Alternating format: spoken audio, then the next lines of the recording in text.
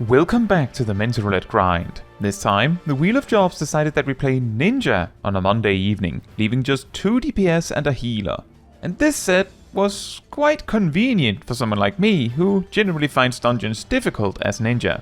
That said, for duty 1, we start with Ramuh Extreme, and this duty is somewhat awkward for Ninja. If you go full blast when you can, you will almost certainly have basically nothing when Rathalos is on the ground. On the other hand, just sitting on all that can feel a bit weird. I've since been told that the gauge in phase 2 is only increased by weapon skills and spells, GCDs, meaning that Ninja can somewhat safely hold everything else than their 1-2-3s until the weapon drops to the ground, but hindsight is 20/20. What was somewhat scary about this run is that I think possibly that the healer was not aware that Ashuna still worked in phase 2, or maybe they were greedy on attacking, who really knows. But this led to a situation where I let myself gradually tick down to near death from 3 stacks of burn, so I didn't waste any potions. The only reason I even dared to do something like that is because the stack marker was actively distracting Rathalos fighting someone else, so the probability I would take any unexpected damage was near 0. Other than that, we did manage to get Rathalos down in 2 downs and no wipes. For duty 2, we have Ramuh Extreme again. Usually, this only happens with such accuracy if someone is actively spamming the duty, you know, to get the mount. We'd have to assume the Black Mage is the one spamming. Fair enough. In this pull, I actively try to hold my cooldown specifically for when Rathalos is on the ground. I also choose, as always, to be the one riding Rathalos because I'm not going to trust any other DPS to do it. And overall, this run goes smoothly despite the times it almost goes wrong. Now, after this run, I take a short break to actively try to avoid landing in Ramuh Extreme again. How effective this is? I don't know. That said, some of you might be wondering why I didn't tell this Black Mage to make a party finder group for it, and there's a couple of reasons. The first one is that farming Rathalos 50 times in a row possibly is a very tough sell on its own. The second reason is that due to the amount of damage we do with Dawntrail, it can actually be mildly challenging to do the fight unsynced without just killing Rathalos before you can cut the tail, and the item you need to purchase the mount comes from the tail cut itself. As such, there is an argument to be made that in this particular case, queuing for Ramuh Extreme may actually be the easiest way to go about it, unless, of course, you can round up a few bodies to do it with, carefully. I think I would also feel more inclined to tell the Black Mage to maybe do it in Party Finder or something if they were having a lot of trouble with the fight, but these runs actually went very well. For duty 3, we went to Inside the Tunic. The tank stops for a moment, and I end up pulling as a result. For a brief moment, I actually wonder if they would do a you pull you tank, but they do come up. I don't know why I even thought of that, but could you just imagine a tank doing that for a guild hest of all things?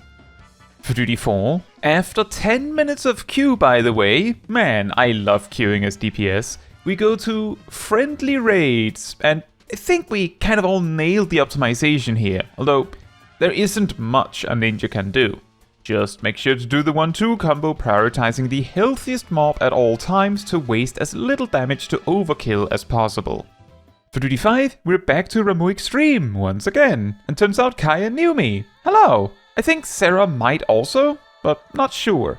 Frelia also has featured in another Mentor Roulette as I recall. Now, on the first pull, we really get messed up by Jin Lee trying to pick up all the orbs, but they stop once they're asked to stop. On the second and third pulls, we wipe gradually to various smaller things, so maybe this is a decent time to review the strategy for Ramuh Extreme in general for those interested. For those not interested, I guess, you may enjoy watching these pulls going sideways. Now, Ramuh always opens the fight with an auto attack, obviously, which is AoE, which means it is generally preferred to have the main tank pull Ramuh from another spot than the rest of the raid, so we don't all get hit. The first mechanic will be the blue circles, which leaves behind some orbs. The main tank, or at least a tank needs to pick up 3 of the 4 orbs and provoke Ramuh. If you don't have the buff granted by doing so when Ramuh's sudden tank busters happen, you straight up die, alongside any other player near you, which is why the tank tanking the boss is usually placed at a specific spot to the north. If you grab additional orbs beyond getting this resistance debuff, you instead get a red debuff that still gives you resistance, but also reduces healing magic potency on you. As it is specifically healing magic, a team with 1 or 2 barrier healers can typically heal the tank just fine with Lustrate and Ryokoli, but 2 pure healers may find it rough. This essentially leads to the way to tank it to make sure you alternate picking up 3 orbs when the other tank's buff is close to running out, so you can maintain a safe tank on the boss at all times. Now, for the rest of the mechanics. The blue circles themselves will target random spots in addition to random players. Whenever these blue circle AoEs resolve, lightning shocks will happen in the water in the outer ring of the arena, so generally stay out of that. The more orbs there are in the field when these blue circles resolve, the more damage they will do. So optimally, you have some players pick up 1 or 2 orbs and letting the debuff run out quickly every so often to maintain just enough orbs, like 3 for the tanks, so players don't get one-shotted. Every so often, Ramuh will horrify 2 players, locking them in place. This is usually done just before the blue circle stuff. This effect is cancelled by these players taking damage from either the blue circles or the tank buster in the cases where the main tank gets targeted. If these debuffs run out naturally, they're replaced with a too long debuff that forces you to walk up to Ramuh, who will then do a circle AoE under him that kills. This is also removed by taking blue circle damage or tank buster damage. This is typically resolved by having the players being targeted by the initial Horrify debuff running to a designated marker in the south before it stops them, so it is easy to find and help them. Notably, Ramuh has a few select mechanics that he will cancel all other procedures to perform, engaging the ad phase, finishing the ad phase, and also the final phase where untargetable ads start shooting lightning. If Ramuh is interrupted right after horrifying 2 players, he will not use the blue circles, but also will not do the circle AoE itself, but will take a whole additional cycle of horrifying 2 more players before allowing you to save anyone. In the ad phase, Ramuh will continue to do all of these things while you need to kill all the ads. Technically, the phase works by an invisible gauge, and if all of the ads are alive, the gauge is filled in about 1.5 minutes. I believe it's a bit more than that. However, after about 2 minutes, Ramuh will forcibly max it out and wipe you anyway as a Hardened Rage. If the gauge manages to fill early though, Ramuh will simply wipe you when the ads are killed because he's such a jokester like that. After the ad phase, Ramuh will start to use Rolling Thunder, which tethers 2 players together. He will sometimes do this just before the Horrify. Every action they do does increasing damage to both players, so stop attacking and only do actions that are necessary to survive. If either player dies, the tether simply jumps to a new player, and this often leads to an immediate wipe as the thunder rolls through the party.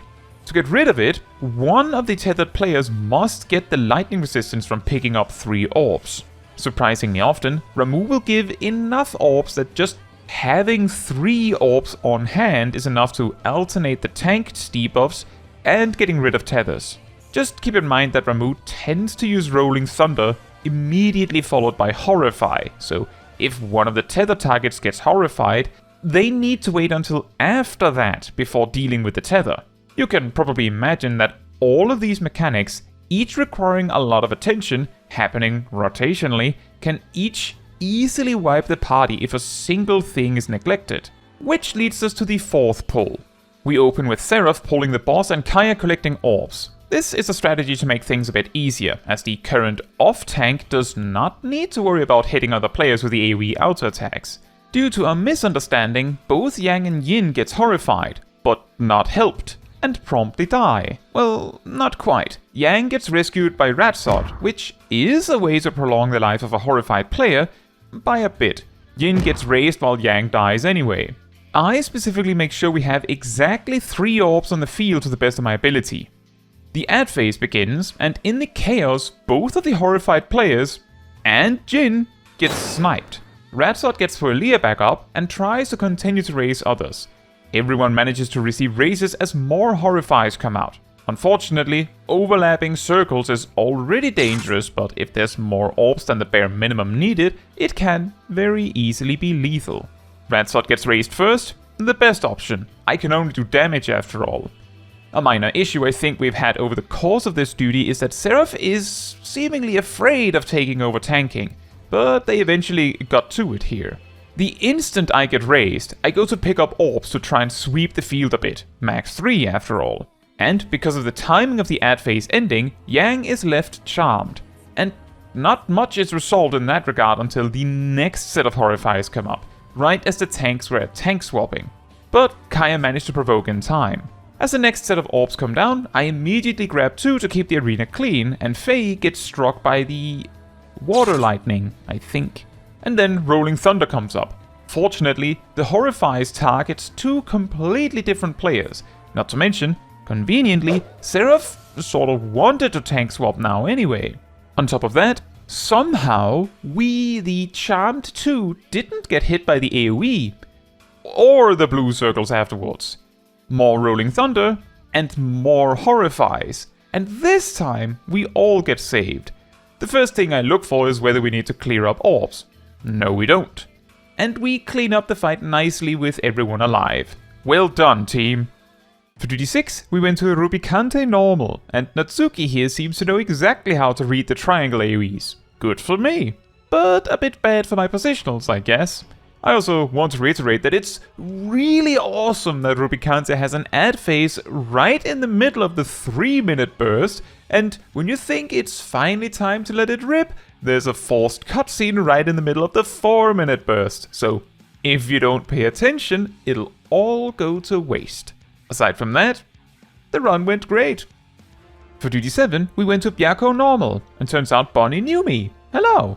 From what I could see, the dancers quickly, naturally figured out an order to maximize the technical finish value.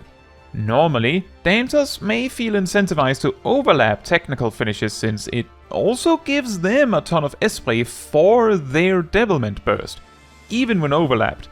But at this level, it is just the initial hit you're delaying, so there is probably more value in making sure the raid as a whole gets an extra damage buff every minute or so.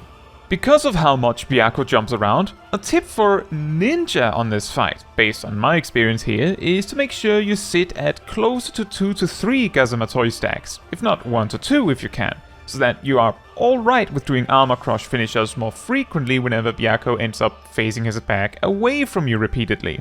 True North may also help, of course. Another minor thing I ran into in this run is because of the amount of times I've run the Unreal version, when these spread markers came out, I assumed they would turn into those expanding domes you don't want to overlap or they explode. Nope, just wasted effort on my part. Anyway, the run went great. For duty 8, we went to P6N, Hegemone.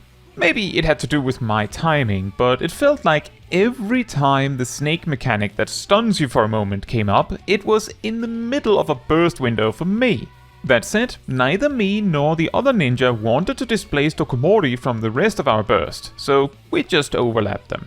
Understandably, Dokomori is alright damage and also a resource generator, so it really sucks to push it back.